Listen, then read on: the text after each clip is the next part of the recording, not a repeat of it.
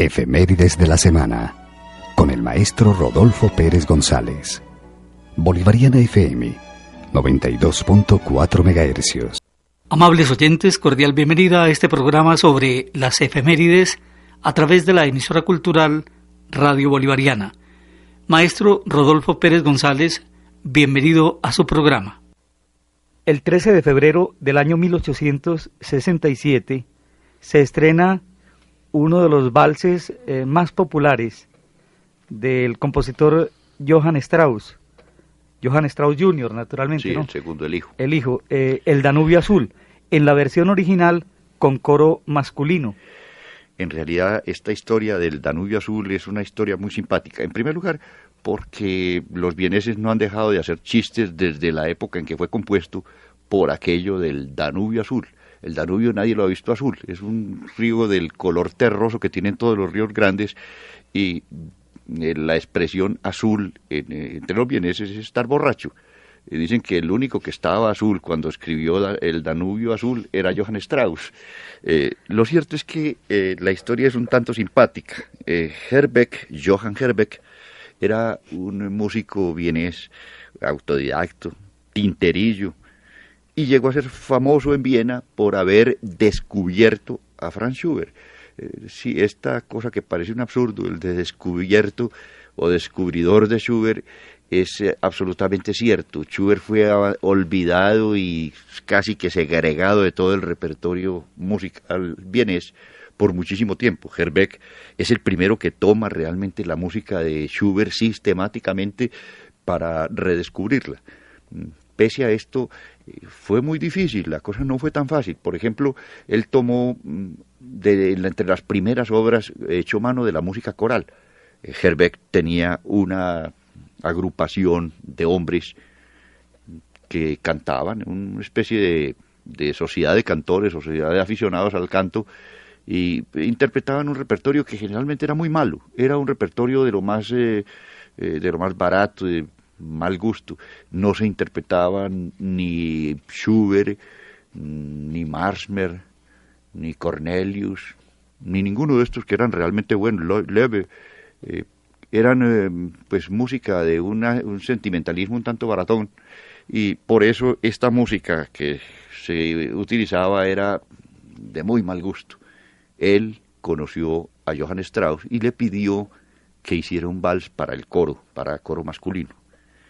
Este vals fue tomando unos versos de Karl Beck, unos versos de esos sentimentales que tenían un estribillo que funcionaba muy bien dentro de la musicalización de la pieza, que era por el Danubio, el bello Danubio Azul.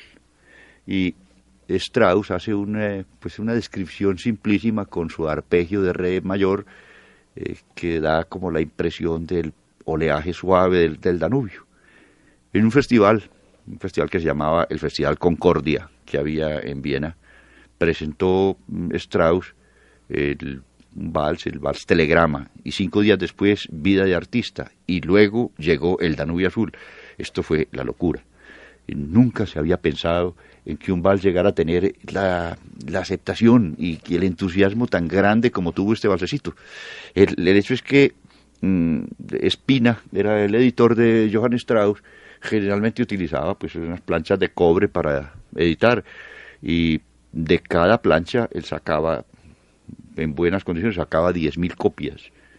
Spina necesitó 100 planchas para atender a las solicitudes de la edición del Danubio Azul. Esto quiere decir pues que la primera edición fueron más o menos 1 millón de ejemplares, de los que se despacharon inclusive al Japón, a China y a Australia.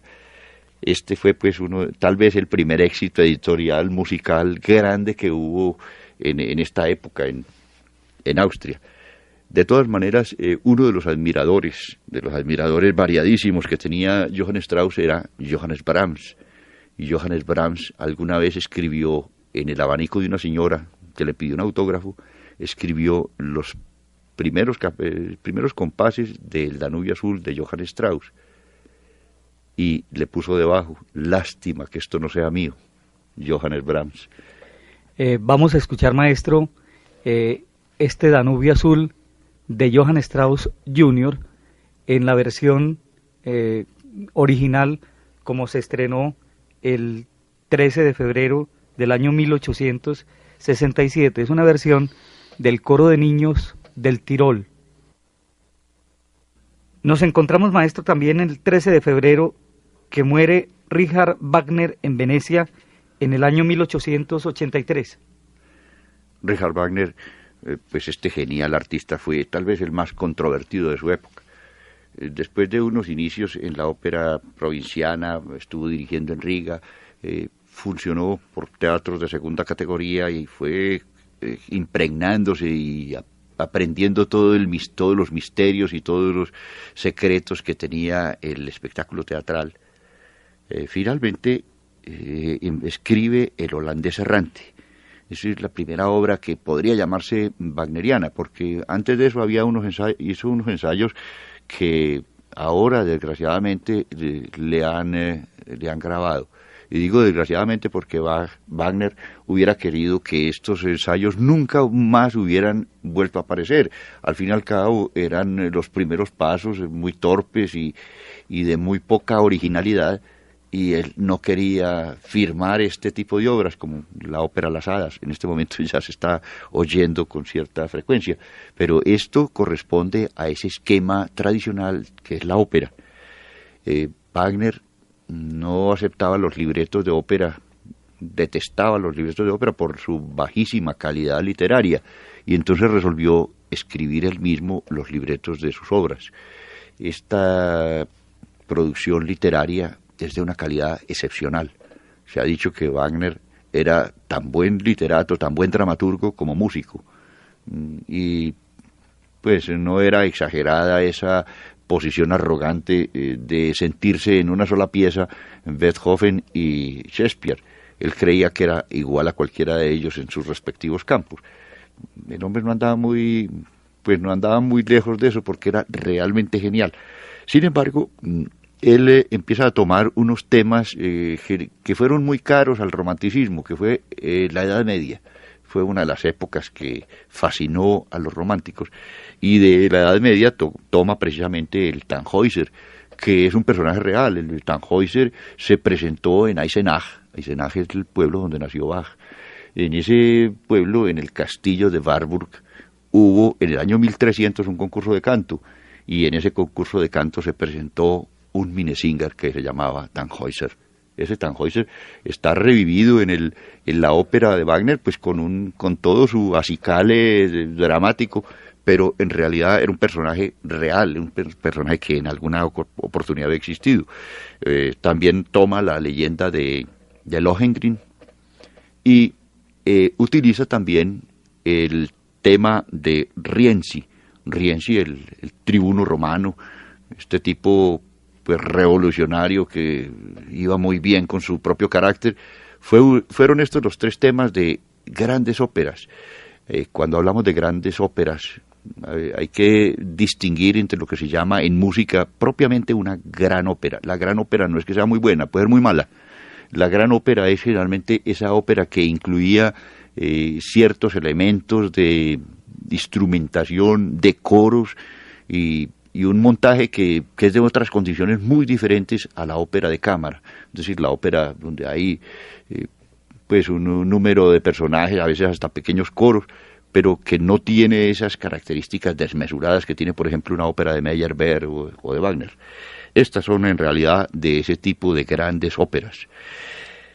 Después de eso, pues él enfoca como su producción hacia la mitología nórdica, la más escandinava que alemana, y produce el famoso Anillo del Nibelungo, que es una tetralogía, es decir, son 4 libros o 4 capítulos de una misma historia. La historia tiene un preludio que se llama El Oro del Rin, al que siguen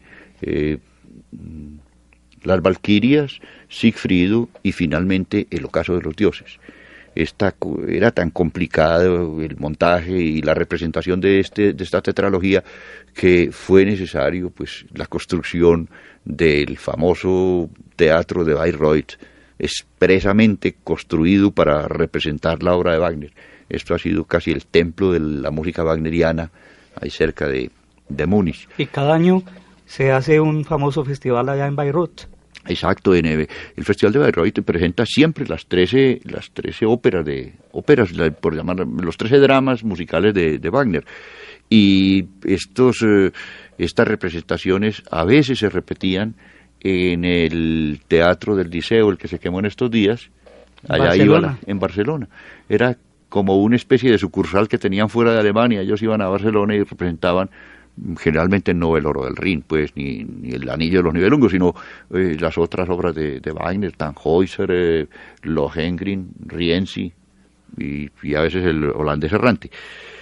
Lo cierto es que esto se debió a que el rey Luis II de Baviera, pues un tipo que tiene fama de haber sido muy loco, lo mataron después. Este tipo se derrochó unas cantidades espantosas en hacerle pues ese teatro para las obras de Wagner. Gracias a él, pues Wagner pudo terminar su vida decentemente, porque el modo de gastar de Wagner era poco común y naturalmente no tenía muy buenas unas entradas suficientes. Necesitaba un príncipe que lo sostuviera. El final de la obra wagneriana, es decir, toda esa obra culmina en Parsifal, que es una especie de ópera oratorio.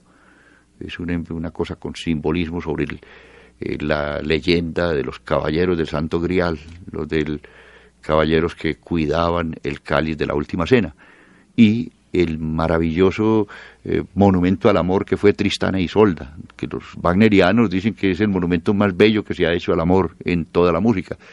Nos queda por otro lado la música, la ópera cómica, que es Los Maestros Cantores, con un humorismo y una comicidad muy a la alemana, pero una obra preciosa. Es el remate de la obra wagneriana. Wagner murió en 1883, en la fecha 13 de febrero, en el Palacio Vendramin de Venecia. Él había ido a pasar unas vacaciones, una temporada de descanso en Venecia, y se cumplió la profecía que él mismo había lanzado de que el hombre debía vivir en Alemania y morir en Italia. Vamos a escuchar, maestro, un fragmento de una de las oberturas famosas de Richard Wagner. Pasemos, maestro, al día 14 de febrero. Nos encontramos en el año 1829. Vincenzo Bellini estrena en Milán La Straniera. La Straniera o La Extranjera. Esta obra, pues, fue una de las obras maduras de Vincenzo Bellini, que había nacido en Catania, en Sicilia, y era hijo de un organista. Él había estudiado en Nápoles, donde presentó su primera ópera importante, que fue El Pirata. Esta obra es de un estilo florido, pero que está muy distante del estilo tradicional que reinaba en ese momento, que era el de Gioachino Rossini. En los siguientes 3 años compuso él 3 óperas más, que fueron Zaira y La Straniera, ambas en 1829. Al año siguiente estrenó su versión de Romeo y Julieta, que fue Los Capuletos y Montescos. Bellini, por todo, escribió 11 óperas. Su preocupación no fue la instrumentación brillante ni una armonización muy complicada, muy elaborada. Su condición suprema es un melodismo límpido, y su música está pensada para el público al que le interesaba más el canto, la voz, el cantante mismo, que cualquier otra sofisticación. Las obras más notables de él, en resumen, fueron La Sonámbula, Norma y Los Puritanos, tal vez las 3 grandes cumbres de Vincenzo Bellini. Sobre la marcha de Los Puritanos se escribió una obra muy interesante. Fueron amigos de él, fueron todos amigos de él los que escribieron variaciones sobre la marcha de los puritanos, empezando por Federico Chopin, que escribió una variación, luego otra de Franz Liszt, Karl Czerny escribió otra, Thalberg, el gran pianista, escribió otra, y Herz y Pixis escribieron otras variaciones. Estas obras se compilaron y se publicaron en una obrita que se llamó El Hexamerón, y fue un bellísimo homenaje que se le hizo a Vincenzo Bellini, músico que murió muy joven, pues Vincenzo Bellini, que había nacido en el año 1801, murió en el año 1835, a los 34 años. Este es otro de los que tenemos en la lista de esos a quienes elegidos de los dioses. Los elegidos de los dioses que mueren muy jóvenes. Y indudablemente que en la música de Bellini hay algo que es verdaderamente milagroso, que encuentra uno que una melodía de Bellini es de una sustancia diferente a la de los otros compositores, de melodistas extraordinarios de la ópera italiana. Es decir, bastaría compararlo con cualquiera de esos grandes melodistas, el mismo Rossini o Donizetti, excelsos melodistas. Ellos entendían que la melodía de Bellini tenía un poder de emocionar, una capacidad emotiva extraordinaria, y lo lograba con los elementos más simples, con la armonización más sucinta y con los menores, es decir, con los mínimos elementos. Maestro, tenemos también en febrero 14, en 1908, la inauguración en Barcelona del Palacio de la Música. Ese Palacio de la Música es de Luis Domenech, uno de esos vanguardistas de la arquitectura catalana. Es un teatro precioso. En realidad el Palau de la Música tiene esos elementos arquitectónicos que se manejaba tanto el maestro Gaudí, y donde en realidad no hay columnas, uno no ve columnas, sino como árboles, como unos troncos de árbol con ramas y con cosas por el estilo que forman las nervaduras del techo que lo envuelven, y que es un lugar precioso. Realmente es de esas obras arquitectónicas donde la vista descansa al mirarlas. Aparte de esto, es hecho con una exquisitez y con una finura en la parte decorativa extraordinaria. Este lugar es el asiento y la sede del famoso Orfeó Catalán, que son entidades que tenían un sentido más que musical, era nacionalista. Casi que todas estas entidades tiraban hacia esa cosa de fortalecer el espíritu del catalanismo, de la catalinidad. Esa es la parte de la catalanidad, sí, porque a los españoles le dicen a los catalanes, precisamente muy en tono de solfa, les dicen catalinos. En realidad el Palau de la Música tiene en la parte inferior, es decir, debajo del escenario, hay un lugar que es la sede permanente de este Orfeó Catalán, y ahí tienen sus lugar los ensayos, tienen órgano, tienen pues es una especie de sótano del mismo teatro y casi con las mismas dimensiones. La obra completa, pues arquitectónicamente tiene en la parte superior la biblioteca, los archivos del Orfeón y la vivienda del director.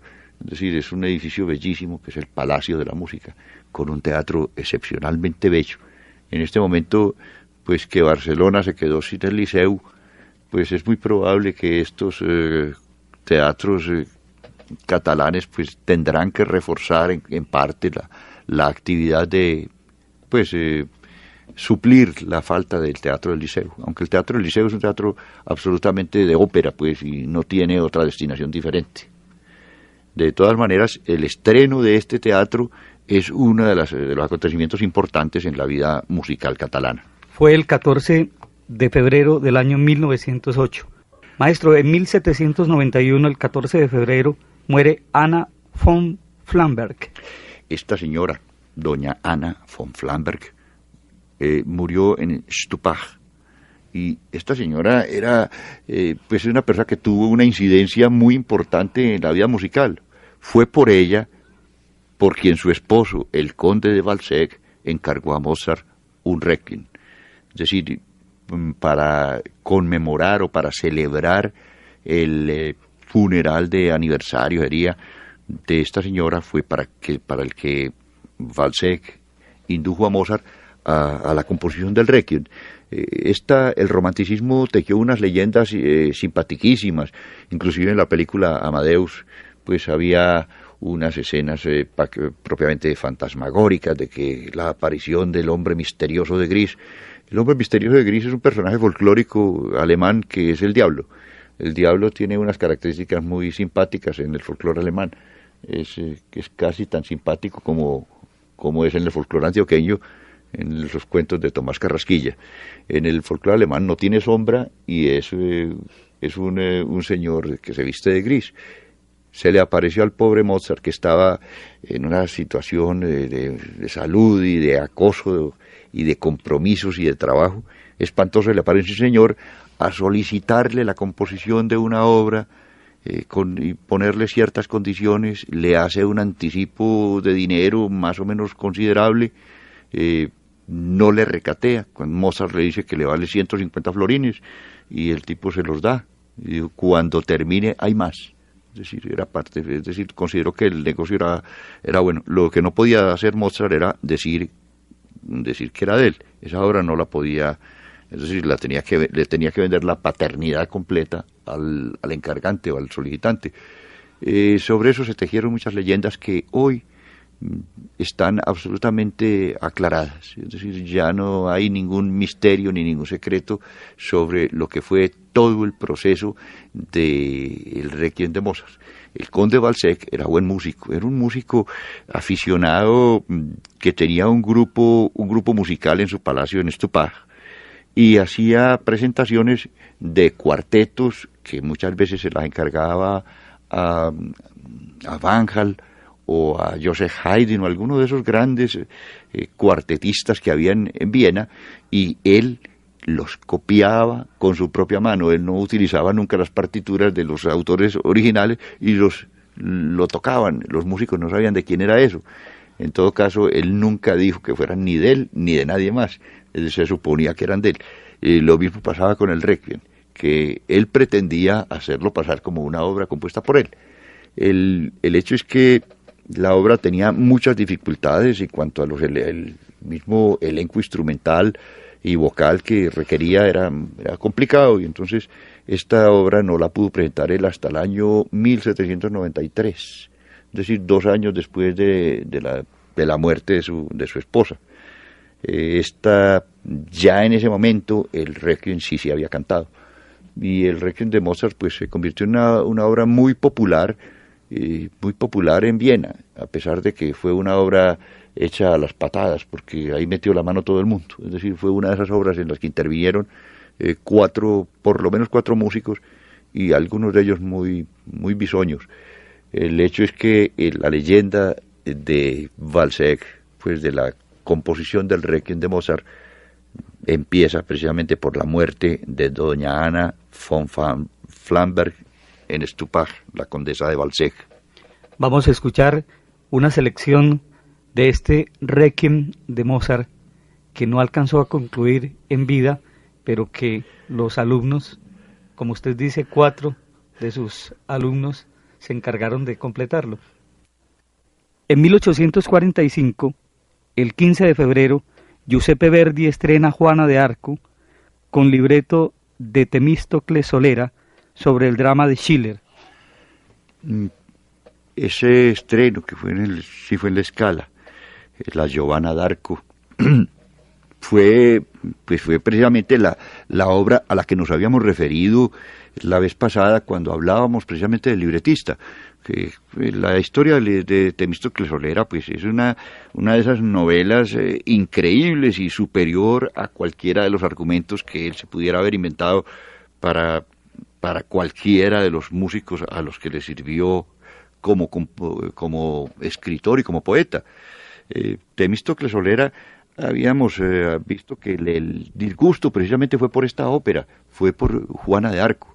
En Juana de Arco fue donde se encontró Verdi contra la corriente, contra lo normal, que lo normal en Verdi era que todas las obras en su estreno eran admiradas y aplaudidas, pero con entusiasmo. Esta obra no fue aplaudida, es decir, ellos tenían más o menos como un termómetro para medir el éxito de una ópera, y estas óperas que a la cuarta representación ya el teatro estaba medio, se consideran que eran muy malas. Y fue el caso de que Temístocles Solera, con toda la desfachatez de que era capaz ese señor, le dijo a Verdi que la culpa la tenía él por haber escrito tan mala música para la ópera. Habíamos hablado de todas las aventuras de Temístocles Solera como director y como empresario de una compañía de ópera que tuvo con su mujer, pero no habíamos comentado su obra, una obra de la que escribió el libreto y no encontró un músico que le pusiera la música, y entonces él mismo se la puso y estrenó la obra, y la obra fue realmente un éxito. Se llamaba El aldeano di Agliate. Esta obra le gustó mucho a lo que llaman los empresarios el respetable.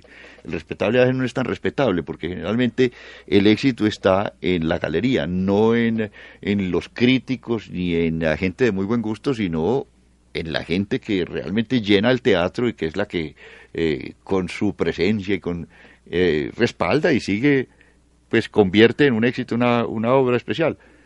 Más o menos es la expresión de Barbieri. El maestro Barbieri, un compositor muy famoso de zarzuelas en España y un gran músico, de quien hablaremos en otra oportunidad. Asenjo Barbieri, don Francisco, decía con mucho tino, decía, si una zarzuela a los 8 días de estrenada no se canta en todas las cocinas de Madrid, ha sido un fracaso. Es decir, que todas las cocineras debían ser.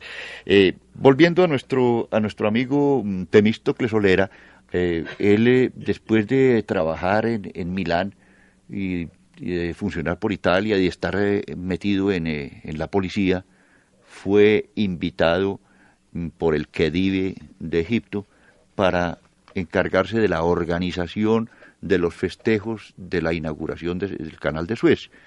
Esto era como el trabajo más raro que le podían poner a un empresario y a un libretista.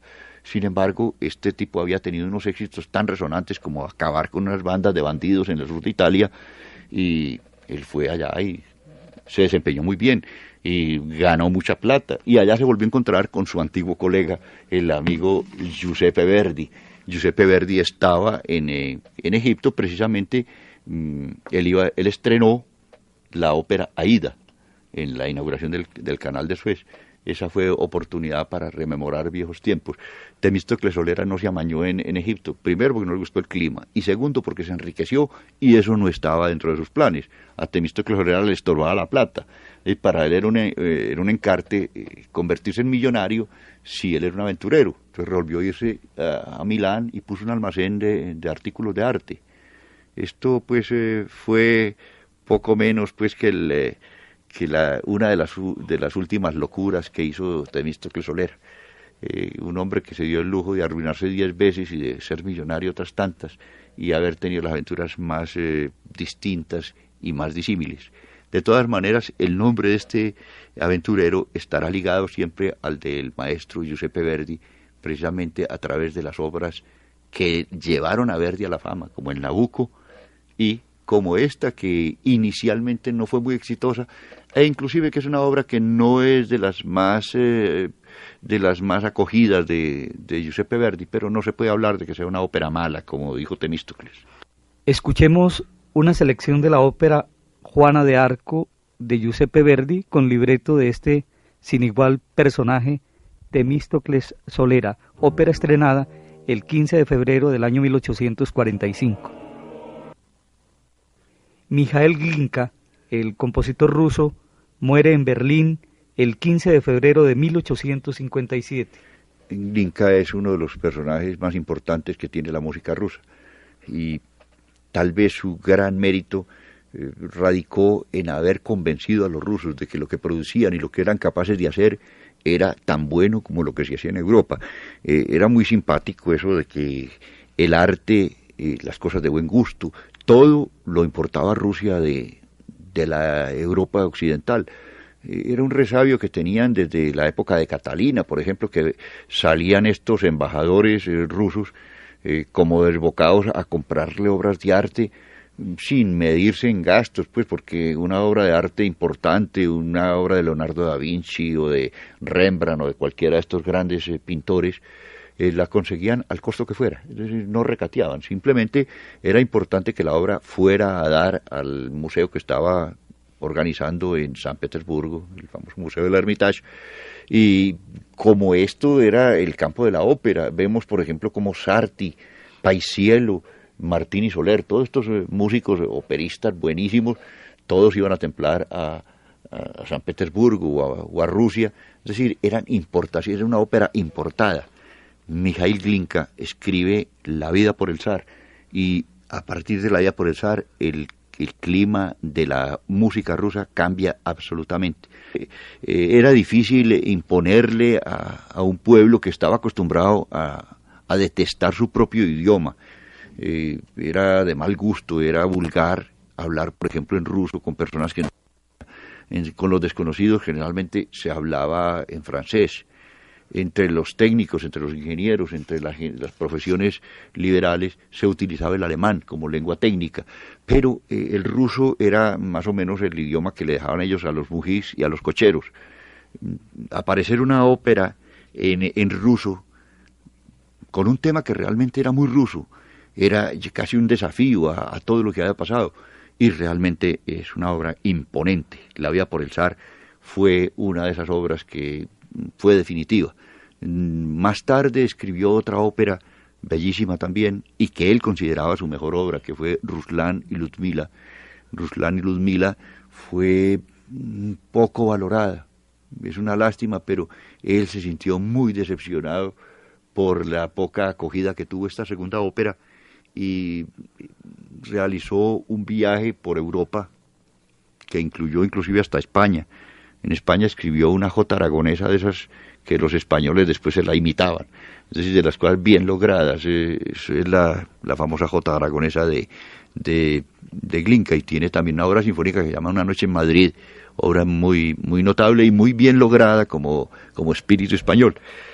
Pero de todas maneras, en esta en este viaje que hizo él, murió en Berlín. Glinka había tenido como grandes amigos en el arte ruso a dos nombres importantes, que eran Pushkin, el poeta, y Nikolai Gogol, el novelista. Eran sus dos grandes amigos. Yo creo que con esa trilogía el arte ruso tenía por qué echar para adelante. Es decir, con Glinka, Pushkin y Gogol, pues, ¿qué más querían? En realidad, la muerte de este señor fue el 1 de junio, perdón, el 15 de febrero. Él había nacido el 1 de junio del año 1804. Esto fue en Berlín, y de un simple tifo. Finalmente, destaquemos del 15 de febrero, en el año 1858, el estreno del Barbero de Bagdad, del compositor Peter Cornelius. Esta obra fue famosa desde el mismo momento en que se estrenó y no ha dejado de ser representada nunca. No es Peter Cornelius uno de los músicos más populares fuera de Alemania. Sin embargo, los alemanes adoran a este señor. En primer lugar porque sus melodías, que tienen un sabor, un color local muy intenso, muy alemán, muy popular, son de una facilidad de retener extraordinaria. Es lo que llama la gente una música pegajosa.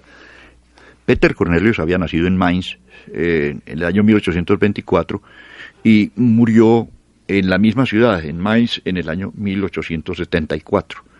Es el poeta y compositor muy a la moda de la época, es decir, como Hoffmann o como cualquiera de estos que eran no solamente músicos sino poeta.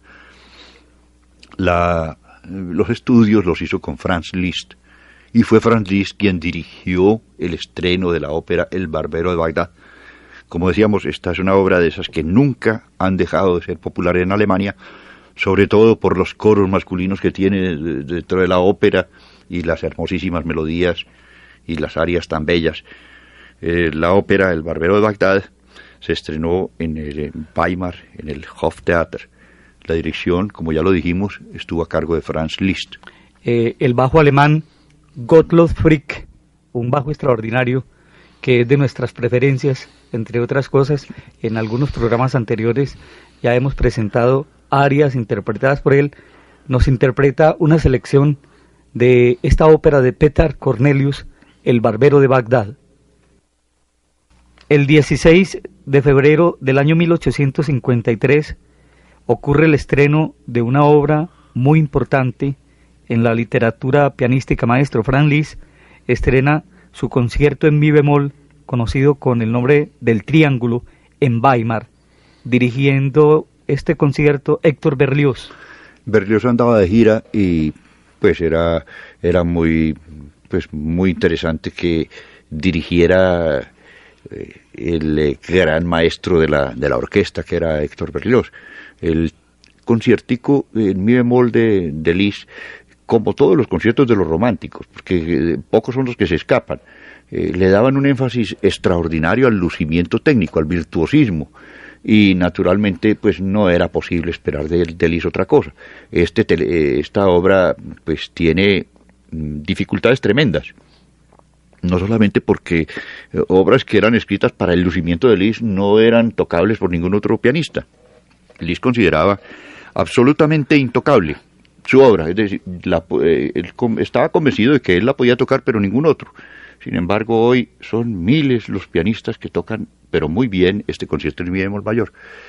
Tiene, curiosamente, la aparición del triángulo. El triángulo no es un instrumento que se utilice en un concierto de piano normalmente. Es decir, el triángulo no aparece en ninguno de los conciertos de Beethoven, inclusive de mucho más modernos.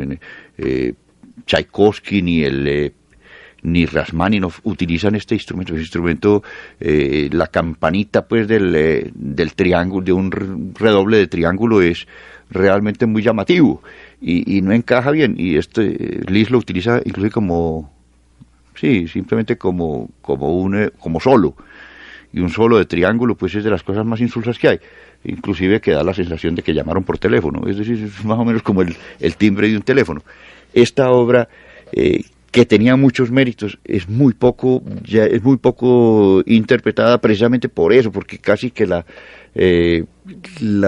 versión o la parte instrumental, orquestal, no es muy importante tampoco, pero casi que no es más que un pretexto, un apoyo, casi diríamos un pedestal para que un señor se consagre durante 30 minutos a hacer las acrobacias más inverosímiles al piano.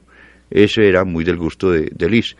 Esta obra pues fue sensacional. En realidad la orquesta había sido pues crecida de acuerdo con las dimensiones de las orquestas románticas, que eran generalmente descomunales.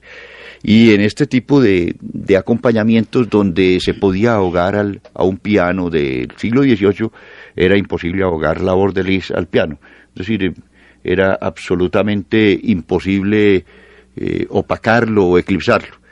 Esta obra, pues, y este estreno y esta conjunción Liszt-Berlioz no deja de ser una cosa muy interesante y muy notoria en el desarrollo musical del concierto romántico.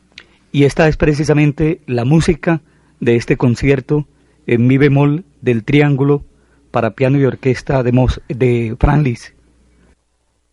Estamos en el 16 de febrero. En 1884, Tchaikovsky estrena la suite número 2 en Moscú. Esta segunda suite, en do mayor, es una obra que consta de 5 partes y tiene unos títulos que en realidad son muy sugestivos y casi que nos están llevando a imaginarnos un programa que el propio Tchaikovsky decía no existía.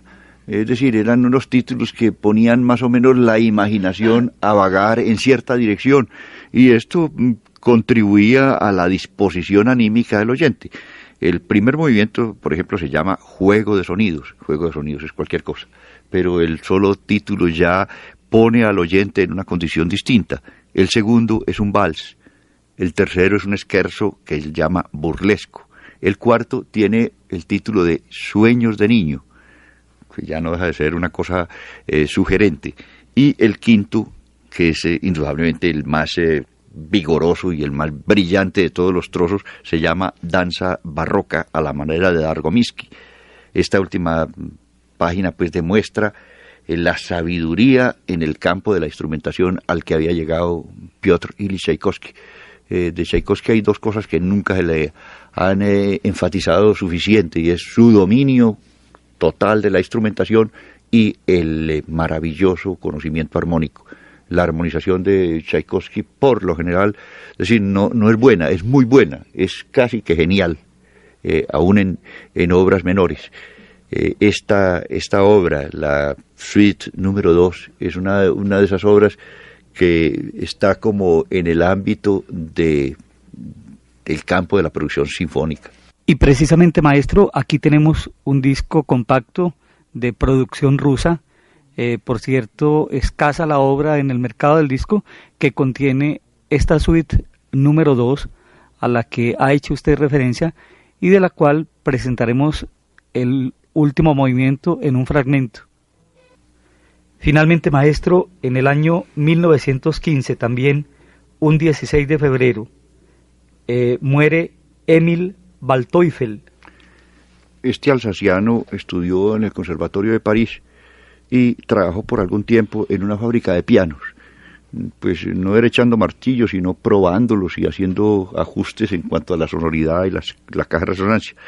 Después fue nombrado pianista de la emperatriz Eugenia de Francia, Eugenia de Montijo.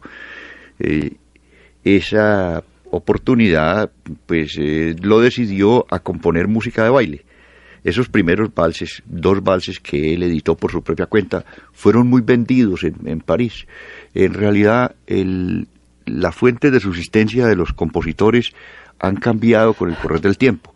Era normal, por ejemplo, en la época de Haydn, el estar adscrito a un príncipe que velaba por todas las necesidades del músico. Cuando eran muy exigentes, trabajaban mucho, ganaban muy poco, pero no tenían ninguna angustia sobre el futuro.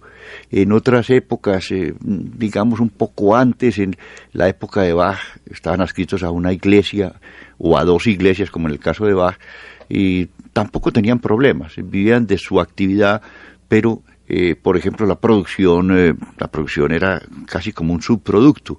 Es decir, Bach tenía que presentar unas determinadas obras en determinados días, pero poco les importaba si él, para suplir el repertorio, tenía que componer una obra, y esa obra muchas veces se quedaba ahí después de presentada y no volvía a ser representada nunca. Lo mismo que pasó con muchas de las sinfonías de Joseph Haydn. Mozart trata de romper eso y de llegar a la condición de que uno componga lo que quiera. Lo logra muy mal, es decir, muy poco logró en este campo, que sí fue precisamente lo que logró Beethoven, de escribir lo que él quisiera y cuando quisiera. Es decir, cuando la gente estaba esperando que él escribiera una canción, escribía un trío o escribía una sinfonía o un concierto. Es decir, él compuso lo que quiso. Y después, en la época posterior a Beethoven, ya es decir, el medio de vida que tenían los compositores eran las ediciones. Pues es conocido la poca moral que se gastaba Beethoven con los editores vieneses. Allá había 6 o 7 editores que todos se mataban por editar alguna de las obras de Beethoven porque sabían que se vendía todo lo que sacaran. Artaria, Breitkopf und Härtel, Peters, todos estos sacaban ediciones grandísimas, de las que generalmente ellos engañaban a Beethoven, porque le decían que habían sacado 2.000 ejemplares y habían vendido por lo menos 5.000, pero eso no había modo de controlarlo. Pero por otra parte también Beethoven los engañaba diciéndoles que les vendía la obra como una exclusiva y se la vendía como exclusiva a 10 más. Esta fuente de recursos que era la partitura o la venta de partituras llega a convertirse hacia finales del siglo casi en la modalidad típica. Lo vamos a encontrar hasta hace muy poco, es decir, en realidad lo que acaba con esto es la popularización del disco. Gershwin, por ejemplo, lo encontramos muy a principios del siglo XX tocando en un piano, en un almacén de música para vender partituritas de obras de baile. Ese era realmente el renglón fuerte, era la venta de partituras. Y por eso, volviendo a nuestro Emilio Waldteufel, él escribió unos valses y los editó, y con eso pues realmente logró sus buenos francos. Estos valses se llamaban Alegrías y Penas, y el otro se llamaba Manola. Pero hay un vals especialmente que le significó pues como el ser recordado que fue el famoso vals de los patinadores. Un oyente de nuestro programa me informaba que uno de los valses que publicó Waldteufel como propios realmente habían sido copiados de la obra España de Chabrier. Esta indelicadeza del señor Waldteufel pues no se recuerda ahora, porque Waldteufel al fin y al cabo es casi de esos autores que se quedó en una sola obra, que fue precisamente el Vals de los Patinadores. Maestro, yo creo que el oyente de este programa que le hacía a usted la acotación de que este Waldteufel imitó a Chabrier en esa obrita bonita llamada La Rapsodia España, es en el Vals Estudiantina. Yo creo que como ejemplo, para nuestros amigos de la obra de Waldteufel, escuchemos este archipopular Vals Estudiantina. Nos encontramos ya en el 17 de febrero, maestro Rodolfo Pérez González. Hay un compositor que muere en el año 1672, que se llama Gregorio Allegri, en Roma. Gregorio Allegri era sacerdote y cantor, y como compositor él pasó prácticamente toda su vida al servicio del papado, al servicio de Urbano VIII. Él fue el autor de un miserere muy famoso, famosísimo, que se consideraba como propiedad exclusiva de la capilla papal. Esta obra que se canta, normalmente en los oficios se canta el miserere el Jueves Santo y se repite el Viernes Santo. El resto del año no se canta eso. Pero la obra era casi un acontecimiento. También ocurre en el Vaticano, como decía Baigny, otra de las obras que la gente esperaba con ansiedad era la famosa Lamentabatur Jacob de Cristóbal de Morales, una de esas obras que impresionaba profundamente a la gente. Pero esta obra, el Miserere de Gregorio Allegri, había sido protegida con el juramento de los cantores de no ir a dar copias de esto a nadie.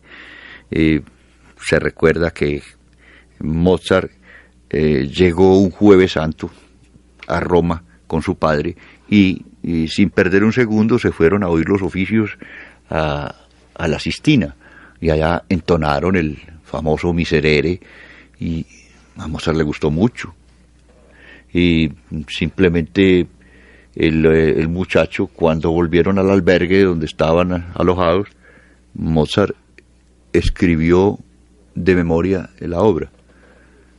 Al día siguiente fueron de nuevo al oficio del Viernes Santo, precisamente para confirmar que sí había quedado bien copiada, bien hecha. Y Mozart metió la partitura, la metió entre el sombrero y fue verificando, y en cierto pasaje se puso a cantar con el coro. Aquello fue el escándalo tremendo, porque fue llevado a declarar ante unos señores muy serios. Pasaron cantor por cantor, juraron no haber visto nunca ese niño. Es decir, cada uno juraba que ellos no habían dado copias de esa obra, y Mozart daba una razón que tampoco era muy entendible, que él la había oído, le había gustado mucho y en su casa la había copiado. Esto pues no lo creía nadie, y realmente era lo que había pasado. Por esto precisamente se demostró, trayendo al organista a que tocara una pieza, y la tocó, y después Mozart se sentó al órgano y la repitió. Es decir, le demostró que su memoria no estaba dentro de los cánones normales de una memoria de un ser humano, sino de un superdotado. Esta obra, de todas maneras, que ya se volvió popular, y se volvió popular precisamente por la anécdota de Mozart, que ya en ese momento la divulgación fue total y absoluta. Ya en el Miserere de Allegri se oye pues en muchísimas grabaciones y versiones de todos los coros del mundo. Como vamos a escuchar a continuación, en esta grabación, un fragmento del Miserere de Allegri, el cual, al oírlo Mozart, lo repitió de memoria. Giuseppe Verdi estrena en Roma un baile de máscaras el 17 de febrero de 1859. El baile de máscaras, esta obra había sido encargada por el Teatro San Carlos de Nápoles, es decir, no debía ser presentada en Roma, pero surgieron 50.000 problemas. En primer lugar, el nombre era Gustavo III, pero no Gustavo III por el rey de Nápoles, un rey que había sido asesinado en Nápoles. Eso traía un mal recuerdo, era un nombre de esos que no era mejor no mentar. Él se refería a Gustavo III de Suecia, pero sin embargo ni por el cambio de título ni por el cambio de ubicación, porque el libretista le trasladó la acción de Suecia, se la trasladó a Boston. Es decir, eran unos cambios espantosos los que hacen los libretistas para limar o para conciliar todas esas preocupaciones de la gente. Pero los napolitanos definitivamente no quisieron saber nada de esa ópera y entonces Verdi se fue con su música a otra parte y la presentó en Roma en el Teatro Apolo. El discutidísimo argumento, este libreto es de un señor Antonio Soma. La obra, El baile de máscaras, pues al ser representada nuevamente en Nápoles, fue silbada, cosa que no ocurría muy frecuentemente y menos con las obras de Verdi. Esta obra es de esas obras que puede decir uno es de las grandes óperas verdianas de la primera a la última nota. Es una obra muy bien hecha. Sin embargo, pues por razones extramusicales, porque no fue por otras, la obra fue por lo menos saboteada. Escuchemos una selección de la ópera El baile de máscaras de Giuseppe Verdi. Digamos finalmente del 17 de febrero, el nacimiento en el año 1902 de la mezzo-soprano Marian Andersson. Marian Andersson es uno de los personajes más grandes que ha tenido la música negra o la música de los negros. Ella desde muy niña cantaba en la iglesia bautista de Nueva York y colaboró la parroquia en su estudio profesional. A los 23 años se presentó para la escogencia de un solista en un concierto con la Filarmónica de Nueva York. Ya se sabe que no fue escogida, y no fue escogida también se sabe por qué. En el año 1933, una gira por Europa le ganó un renombre extraordinario. Todos los grandes músicos europeos casi que le rindieron un homenaje de admiración profunda a esta cantante negra. Y fue ella la primera persona de raza negra que cantaba en el Metropolitan Opera de Nueva York. Esto era una excepción extraordinaria. Por esta misma época, aquí estamos hablando del año 1938, cuando fue saboteada su representación en el Carnegie Hall y todavía la virulencia racista que pasaba por encima de los méritos de un artista tan grande como Marian Andersson se manifestaba en cosas tan idiotas como el no haber sido recibida en el hotel de Río de Janeiro, porque en ese hotel no recibían negros. Sin embargo, fue Marian Andersson la que abrió camino a la gran música negra, al spiritual. Era una de esas voces verdaderamente conmovedoras, de una pureza y de una sinceridad de expresión que no es comparable a ninguna de las que la siguieron. Y tuvo unas sucesoras verdaderamente magníficas. En la actualidad hay unas 3 o 4 grandes cantantes negras que admiran y saben que están siguiendo ese derrotero que les marcó por allá en los años 30, en medio de luchas espantosas, la famosa contralto o mezzosoprano Marian Andersson. Vamos a evocar la voz de esta famosa intérprete norteamericana Marian Andersson. Llegamos, maestro, al 18 de febrero. En 1894 nace en Jaén el guitarrista Andrés Segovia. Andrés Segovia es indudablemente uno de esos grandes intérpretes españoles de todos los tiempos, porque en esta última generación, en la generación de finales del siglo pasado, pues surgieron unos extraordinarios intérpretes de muchos instrumentos, y uno de ellos fue precisamente Andrés Segovia. Por otro lado estaba, pues ya lo sabemos, Pau Casals en el cello, y en otros campos había habido pues otros músicos muy muy destacados, inclusive casi que los grandes pianistas, Casado, el chelista. Es decir, es una generación donde surgen grandes solistas en la música española. La presencia de Segovia en la música española tiene una significación muy especial. Segovia debería haber sido, por el lugar donde nació, por su región, por Andalucía, por muchas cosas, inclinado a la música de tipo flamenco, lo que llamaban los españoles el flamenco, es decir, música popular de sabor gitano y andaluz. Sin embargo, la mayor preocupación de Andrés Segovia fue la transcripción de obras de Juan Sebastián Bach a la guitarra.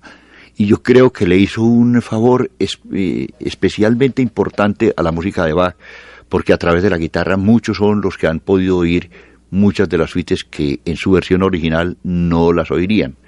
Él transcribió, por ejemplo, mucha música de piano, música de clave, música escrita para laúd, por las suites de laúd, y algunas de las suites para cello las pasó o las vertió a la guitarra. Y despertó sobre todo el ánimo y la preocupación por lograr de la guitarra lo que hasta entonces no se había pensado que fuera posible. Después de él vienen sus alumnos, porque Regino Sáiz de la Maza fue precisamente el dedicatario del concierto de Aranjuez de Joaquín Rodrigo. Es decir, viene una generación de grandes guitarristas españoles que está en plena vigencia. Narciso Yepes, todos estos son herederos y deudores de esa luz que trazó al principio el maestro Andrés Segovia. Escuchemos al maestro Andrés Segovia precisamente en una de las transcripciones para guitarra de la obra para clave de Juan Sebastián Bach. Ya nos encontramos, maestro Rodolfo Pérez González, en las conmemoraciones del 19 de febrero.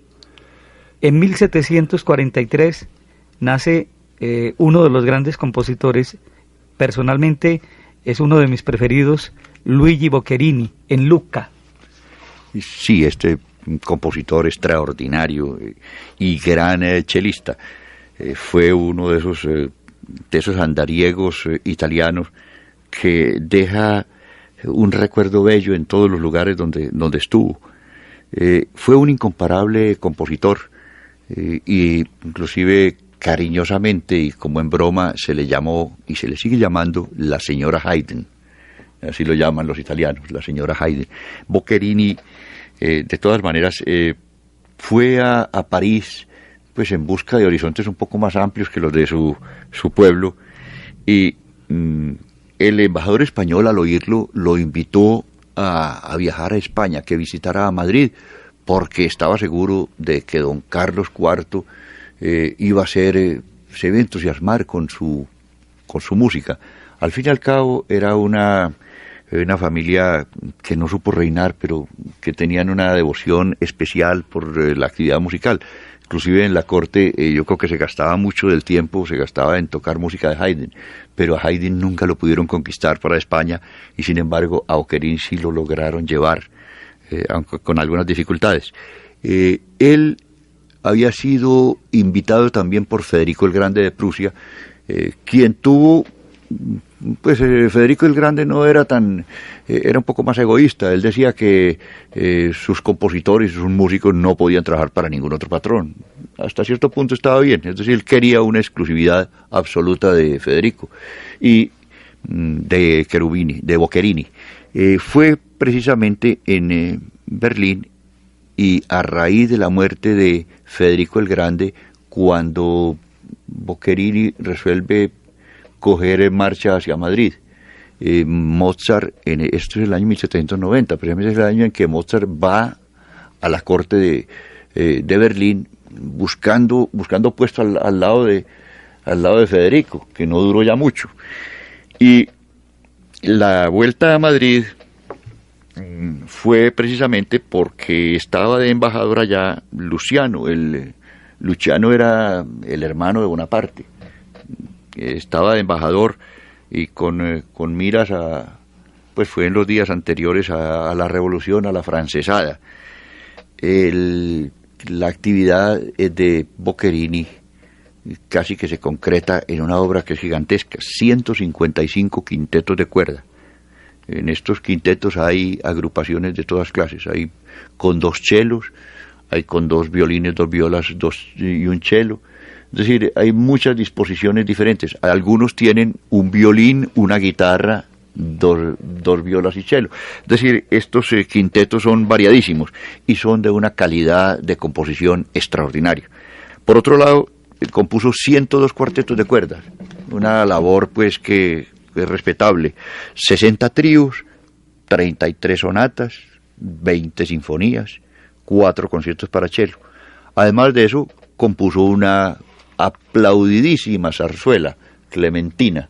Esa zarzuela fue presentada en Madrid en el año 1788 y todavía es una de esas obras que pues que se consigue, que se oye de pronto trozos de esta obra, que es de un melodismo muy italiano, porque en realidad es muy italiana la música, aun cuando el ambiente es muy español.